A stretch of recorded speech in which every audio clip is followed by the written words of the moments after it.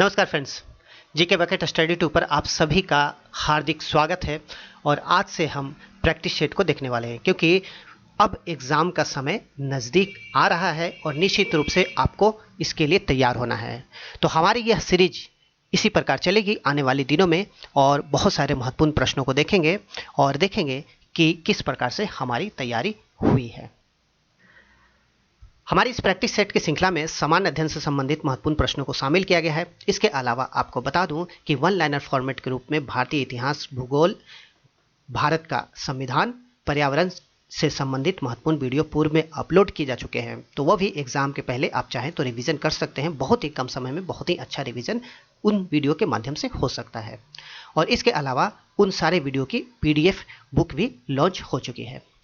तो चलिए स्टार्ट करते हैं आज का हमारा प्रैक्टिस सेट 1 और देखते हैं कौन कौन से महत्वपूर्ण प्रश्न आज हम देखने वाले हैं। पहला प्रश्न लेते हैं, ईस्ट इंडिया कंपनी को दिए गए चार्टरों की श्रृंखला में अंतिम चार्टर किसे माना जाता है? बहुत ही इंपॉर्टेंट प्रश्न है। तो हमारा सही उत्तर है ऑप्शन सी, 1853 का चार्टर एक्ट, क्योंकि इसके बाद 1857 की जो महान क्रांति हुई थी, उस क्रांति के बाद जो ईस्ट इंडिया कंपनी के हाथों से जो भारत की सत्ता है वह निकलकर क्राउन के हाथों में चल गई थी। तो इस प्रकार आपको यह याद रखना है। इसके अलावा यह भी याद रखना है कि 1853 चार्टर एक्ट के माध्यम से ही प्रतियोगिता परीक्षा के आधार पर सिविल सेवा को आरंभ किया गया। चलते हैं अगले प्रश्न की ओर। टाइफून चक्रवात से निम्न में से कौन सा क्षेत्र सबसे ज्यादा प्रभावित होता है? तो टाइफून चक्रवात आपने नाम सुना होगा और इससे प्रभावित होने वाला क्षेत्र है ऑप्शन ए, चीन सागर। तो चीन सागर बहुत ही ज्यादा प्रभावित होता है दिए गए ऑप्शन में टाइफून चक्रवात से। आगे चलते हैं, पटना हत्याकांड के समय बंगाल का नवाब कौन था? तो बहुत ही देखा जाए तो इतिहास में बहुत ही इंपॉर्टेंट घटना यह है पटना हत्याकांड। तो इस समय बंगाल के नवाब थे मीर कासिम। ऑप्शन ए हमारा सही उत्तर है। और पटना हत्याकांड के बारे में अगर देखा जाए तो पटना हत्याकांड के समय पटना के जो अंग्रेज गवर्नर एलिस थे और मीर कासिम के इनके संबंध अच्छे नहीं थे और पटना में ही मीर कासिम ने कुछ भारतीयों और अंग्रेज बंदियों का कत्ल करवा दिया था, जिसे पटना हत्याकांड की संज्ञा दी जाती है। तो यह भी आपको ध्यान में रखना है। आगे चलते हैं, अगला प्रश्न है हमारा, ऊष्मागतिकी के प्रथम नियम को किस अन्य नाम से भी जाना जाता है? तो ऊष्मागतिकी का जो प्रथम नियम है उसे ऊर्जा संरक्षण का नियम भी कहा जाता है। ऑप्शन बी हमारा सही उत्तर है। और ऊर्जा संरक्षण का नियम आपको याद रखना है, ऊष्मागतिकी के प्रथम नियम को कहा जाता है। और प्रथम नियम के अनुसार यह कहा गया है कि किसी निकाय को दी जाने वाली ऊष्मा दो कार्यों में खर्च होती है। तो पहला निकाय की आंतरिक ऊर्जा में वृद्धि करने में और दूसरा बाह्य कार्य करने में। तो यह है ऊष्मागतिकी का प्रथम नियम। आगे बात करते हैं, चंद्रमा पर जल रहित क्षेत्र को क्या कहा जाता है? बहुत महत्वपूर्ण प्रश्न है। तो वह क्षेत्र चंद्रमा का जहां पर जल नहीं पाया जाता है, तो इस क्षेत्र को कहा जाता है ओशन ऑफ स्टॉर्म, यानी कि तूफान का महासागर। इसके अलावा आपको सी ऑफ ट्रैंक्विलिटी के बारे में भी याद रखना है, यानी कि शांति के सागर के बारे में भी याद रखना है।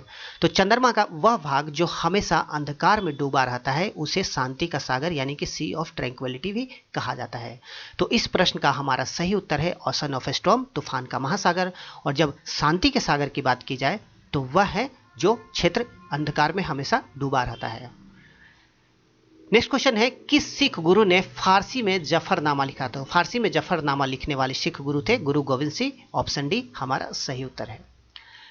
अगला क्वेश्चन, 1764 में हुए बक्सर युद्ध में अंग्रेजी सेना का नेतृत्वकर्ता कौन था? तो अंग्रेजी सेना का इस समय नेतृत्वकर्ता थे हेक्टर मुनरो। ऑप्शन बी हमारा सही उत्तर है। Option B Hector Munro, Buxar का युद्ध।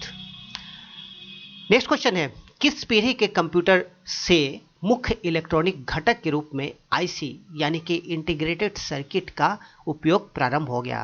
तो कंप्यूटर की जो विभिन्न पीढ़ियां हैं उनमें मुख्य इलेक्ट्रॉनिक घटकों में भी चेंज आया है और इसी कारण से देखा जाए तो कंप्यूटर जो पहले बड़े बड़े रूम के आकार के होते थे अब वह इतने छोटे हो गए हैं कि टेबल पे भी आ सकते हैं। तो हमारा सही उत्तर है ऑप्शन बी, तृतीय। तो तृतीय पीढ़ी से देखा जाए तो आईसी चिप्स का उपयोग होने लगा। और प्रथम पीढ़ी की बात की जाए तो प्रथम पीढ़ी में मुख्य इलेक्ट्रॉनिक घटक इलेक्ट्रॉनिक ट्यूब था, दूसरी पीढ़ी में ट्रांजिस्टर था, तीसरी पीढ़ी में इंटीग्रेटेड सर्किट आया और चौथी पीढ़ी में वृहत इंटीग्रेटेड सर्किट आया और पांचवी पीढ़ी की अगर बात करें तो इसमें ऑप्टिकल फाइबर का उपयोग होगा। तो यह आपको याद रखना है। आगे बात करते हैं सोडियम हेक्सा मेटाफॉस्फेट, जिसका उपयोग जल की कठोरता दूर करने में किया जाता है, किस अन्य नाम से जाना जाता है? तो जल की कठोरता दूर करने में इसका उपयोग होता है, यह आपको ध्यान में रखना है। तो इसे कहा जाता है केलगन। ऑप्शन डी हमारा सही उत्तर है। सोडियम हेक्सा मेटाफॉस्फेट को केलगन भी कहा जाता है। नेक्स्ट क्वेश्चन है जीवों के किस संघ में श्वसन गलफड़ों द्वारा होता है? तो बहुत ही इंपॉर्टेंट प्रश्न है और आप सभी को पता होगा। ऑप्शन बी मोलस्का सही उत्तर है हमारा। मोलस्का के जो जीव हैं उसमें श्वसन गलफड़ों द्वारा होता है। आगे बात करते हैं निम्नलिखित में से कौन सुमेलित नहीं है? बहुत इंपॉर्टेंट प्रश्न है, तो आपको बताना है इनमें से कौन सुमेलित नहीं है। तो हमारा सही उत्तर है इसमें option C black roller. Black roller जो फ्रांस है यह सुमेलित नहीं है, बल्कि ब्लैक रोलर जो है वह अमेरिका के विशाल मैदान में चलने वाली गर्म और शुष्क हवा है। तो यह आपको याद रखना है और बाकी सब सुमेलित है। हरमट्टन सहारा रेगिस्तान में चलती है, सिराको इटली में और चिनूक अमेरिका में। चलते हैं आगे। नींबू संतरा मौसमी किस कुल से संबंधित है? तो जीव विज्ञान की हमारी सीरीज चल रही है वन लाइनर फॉर्मेट में और निश्चित रूप से उसे आप देख लेते हैं तो एग्जाम में बहुत ही हेल्प होगी। तो नींबू संतरा और मौसमी की बात करें तो यह जो कुल है वह रूटेशी कुल से संबंधित है। ऑप्शन बी हमारा सही उत्तर है रूटेशी कुल। नेक्स्ट क्वेश्चन निम्नलिखित में से किस एक को फ्रियोन भी कहा जाता है? बहुत इंपॉर्टेंट प्रश्न है। सही उत्तर है हमारा ऑप्शन सी क्लोरोफ्लोरोकार्बन। क्लोरोफ्लोरोकार्बन को फ्रियोन भी कहा जाता है और यह क्लोरीन, फ्लोरीन तथा कार्बन परमाणुओं से बनता है। और क्लोरोफ्लोरोकार्बन के बारे में बात किया जाए तो यह ओजोन परत के क्षरण के लिए उत्तरदायी माना जाता है। नेक्स्ट क्वेश्चन है राज्य के उच्च न्यायालय में मुख्य न्यायाधीश एवं अन्य न्यायाधीशों की नियुक्ति किसके द्वारा की जाती है? यह प्रश्न भी बहुत इंपॉर्टेंट है और इसका सही उत्तर है राष्ट्रपति के द्वारा। तो आपको याद रखना है राष्ट्रपति के द्वारा राज्य के उच्च न्यायालय में मुख्य न्यायाधीश और अन्य न्यायाधीशों की नियुक्ति की जाती है। ऑप्शन डी राष्ट्रपति। नेक्स्ट क्वेश्चन बहुत इंपॉर्टेंट नीति आयोग के संबंध में। नीति आयोग किस प्रकार से वित्तीय आवंटन करता है? तो वित्त का जो आवंटन है वह नीति आयोग किस प्रकार से करता है? इसका सही उत्तर है ऑप्शन डी वित्तीय आवंटन नहीं करता है। तो नीति आयोग वित्तीय आवंटन का कार्य नहीं करता है। यह एक वैचारिक मंच है, थिंक टैंक है जो केवल सिफारिश करता है। तो आपको याद रखना है और नीति आयोग का पूरा नाम है राष्ट्रीय भारत परिवर्तन संस्थान यानी कि national institute for transforming India और यह वित्तीय आवंटन का कार्य नहीं करता है। नेक्स्ट प्रश्न है चंपारण विद्रोह के फलस्वरूप सरकार को निम्नलिखित में से किस पद्धति को समाप्त करना पड़ा? तो कृषि की जो पद्धति थी उसे बताना है कि कौन सी पद्धति को समाप्त करना पड़ा। तो इसका सही उत्तर है ऑप्शन सी तीन कठिया पद्धति। तो तीन कठिया पद्धति के बारे में अगर बात करें तो इस प्रणाली के तहत अंग्रेज मालिकों द्वारा बिहार के जो चंपारण जिले में जो खेती होती थी तो किसानों से जबरन खेती करवाई जाती थी। तो यह आपको याद रखना है और इस तीन कठिया प्रणाली के तहत किसानों को भूमि के 3/20वें भाग पर नील की खेती करनी अनिवार्य होती थी। चलते हैं अगले प्रश्न की ओर। अगला प्रश्न है अमीबा अपना भोजन किस प्रक्रिया द्वारा प्राप्त करता है? तो अमीबा किस प्रक्रिया के माध्यम से भोजन प्राप्त करता है? सही उत्तर है हमारा ऑप्शन बी फैगोसाइटोसिस। तो फैगोसाइटोसिस प्रक्रिया द्वारा अपना भोजन प्राप्त करता है अमीबा। नेक्स्ट क्वेश्चन है किसी राज्य के मंत्रियों की नियुक्ति किसके द्वारा की जाती है? तो कोई भी राज्य जो देखते हैं भारत में जो विभिन्न राज्य हैं उनमें मंत्रियों की नियुक्ति जो है वह राज्यपाल द्वारा की जाती है और राज्यपाल मंत्रियों की नियुक्ति करने के संबंध में जो संबंधित राज्य के मुख्यमंत्री होते हैं उनकी सलाह लेते हैं। तो मुख्यमंत्री की सलाह से राज्यपाल द्वारा मंत्रियों की नियुक्ति होती है राज्य में। ऑप्शन डी सही उत्तर है हमारा। नेक्स्ट क्वेश्चन रुधिर की अम्लीयता का हृदय गति पर क्या प्रभाव पड़ता है? यह प्रश्न भी बहुत इंपॉर्टेंट है। जब ब्लड की एसिडिटी अम्लीयता बढ़ती है तो उस समय क्या प्रभाव पड़ता है? तो इस प्रश्न का सही उत्तर है हृदय गति बढ़ जाती है, ऑप्शन ए। अम्लीयता बढ़ने पर हृदय गति बढ़ जाती है। तो जैसा कि हम लोग जानते हैं कि रक्त में जो उपस्थित कार्बन डाइऑक्साइड होता है वह रक्त के पीएच को कम करके हृदय गति को बढ़ाती है। तो 7 जो पीएच स्केल है वहाँ पर अगर देखा जाए तो 7 जो है वह उदासीन कहलाता है, और इससे यदि अगर कम होता है तो यह अम्ल हो जाता है, और यदि इससे 7 से ज़्यादा हो जाता है तो यह क्षारीय होता है। तो रक्त में जो CO2 उपस्थित होता है यह पीएच बैलेंस को, रक्त के पीएच बैलेंस को कम करता है, यानी कि अम्लीयता को बढ़ा देता है। तो इस प्रकार से जो हृदय गति होती है वह बढ़ जाती है। तो यह आपको ध्यान में रखना है। आगे बात करते हैं 1905 में बंगाल विभाजन की घोषणा का वास्तविक कारण क्या था।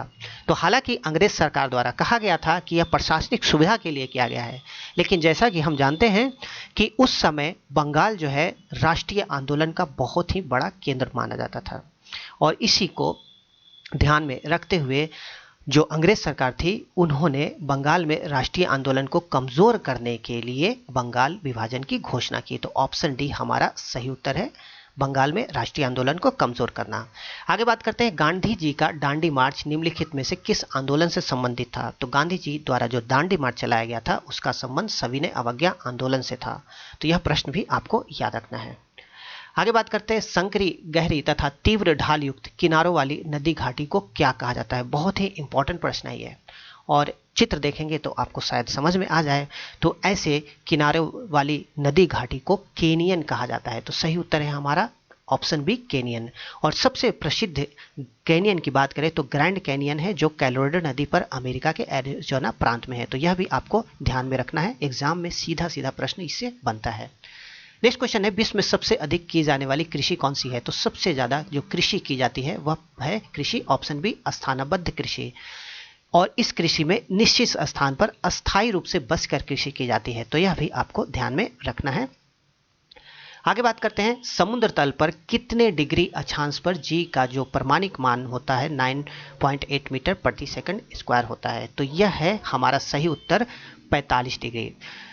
तो 45 डिग्री पे हमारा जो परमाणिक मान है जी का वह निश्चित होता है, और अन्य स्थानों पे अगर देखा जाए तो जी के मान में थोड़ा परिवर्तन आता है। तो जैसा कि हम लोग जानते हैं कि जो हमारी पृथ्वी है वह पूरी तरह गोल नहीं है, चपटी है, और केंद्र से अगर आप ध्रुवों की ओर जाएं तो यहाँ जो केंद्र से ध्रुवों के बीच की दूरी है वह कम होती है, और अगर केंद्र से आप अगर भूमध्य रेखा की ओर जाएं यानी कि विषुवत रेखा की ओर जाएं तो यह दूरी अपेक्षाकृत ध्रुवों की अपेक्षाकृत यह ज़्यादा होती है।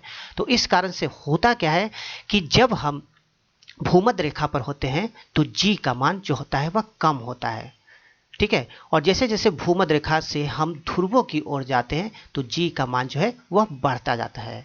तो इन दोनों के बीच की जो स्थिति है यानी कि 45 डिग्री, तो इस 45 डिग्री को स्टैंडर्ड माना गया है, और यहीं पर हमारा यह परमाणिक मान जी का होता है 9.8 मीटर, ठीक है ना। तो ये आपको याद रखना है, ठीक है। आगे चलते हैं। सुभाष चंद्र बोस ने गांधी जी से मतभेद होने के बाद किस पार्टी का गठन किया। तो बहुत इंपॉर्टेंट है, कहीं कहीं आपको फॉरवर्ड पार्टी भी मिल सकता है, लेकिन दोनों ही आप याद रख सकते हैं, फॉरवर्ड ब्लॉक या फॉरवर्ड पार्टी। तो ऑप्शन बी सही उत्तर है, महात्मा गांधी से मतभेद होने के बाद सुभाष चंद्र बोस ने फॉरवर्ड ब्लॉक की स्थापना की थी।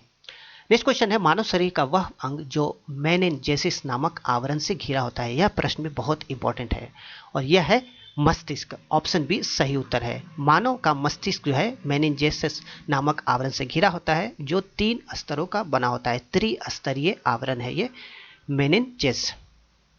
नेक्स्ट क्वेश्चन, अंतर्राष्ट्रीय स्तर पर मेसाबी रेंज नामक स्थल किस उत्पाद हेतु जानी जाती है। मेसाबी रेंज आप सबने नाम सुना होगा, एग्जाम में पूछा भी गया है प्रश्न यह, और मेसाबी रेंज को देखा जाए तो यह लॉस के लिए प्रसिद्ध है, और यह है संयुक्त राज्य अमेरिका में। ऑप्शन डी सही उत्तर है, लॉ एस्क। नेक्स्ट क्वेश्चन, राज्यपाल अपना इस्तीफा किसे सौंपते हैं। इंपॉर्टेंट प्रश्न है, राज्यपाल अपना इस्तीफा राष्ट्रपति को सौंपते हैं। तो यह भी आपको ध्यान में रखना है। नेक्स्ट क्वेश्चन है कोयला निर्माण की प्रथम अवस्था निम्नलिखित में से कौन सी होती है। तो कोयला निर्माण की जो विभिन्न चरण होते हैं उसमें जो प्रथम चरण होता है, प्रथम अवस्था होती है, वह पीट कहलाती है। और इस अवस्था में देखा जाए तो ना तो यह पूर्ण रूप से कोयला होता है, ना ये लकड़ी होता है, यानी कि लकड़ी यानी कि वृक्ष जो भूगर्भ में दब जाते हैं तो विभिन्न प्रकार के जो ताप दाब इत्यादि की अनुकूल स्थितियां होती हैं तो कोयला निर्माण की प्रक्रिया आरंभ हो जाती है। तो प्रथम प्रक्रिया जो है वह पीट कहलाती है। तो पीट कोयला निर्माण की प्रथम अवस्था है, और जबकि एंथ्रीसाइट की बात करें तो एंथ्रासाइट कोयले के सर्वोत्तम कोटि माना जाता है। तो यह भी आपको ध्यान में रखना है। तो ये थे हमारे प्रैक्टिस सेट से संबंधित कुछ महत्वपूर्ण प्रश्न। यदि आपको प्रैक्टिस सेट अच्छा लगता है तो निश्चित रूप से आगे आने वाले दिनों में भी इस प्रकार के प्रैक्टिस सेट उपलब्ध कराए जाएंगे। इसके अलावा आप इस दिए गए लिंक पर जाकर भी लगभग 500 महत्वपूर्ण प्रैक्टिस सेट प्रश्नों को देख सकते हैं, जो आने वाले एग्जाम के लिए बहुत ही इंपॉर्टेंट है और बहुत ही अच्छे अच्छे प्रश्नों को यहाँ पर संग्रह किया गया है। Thank you very much.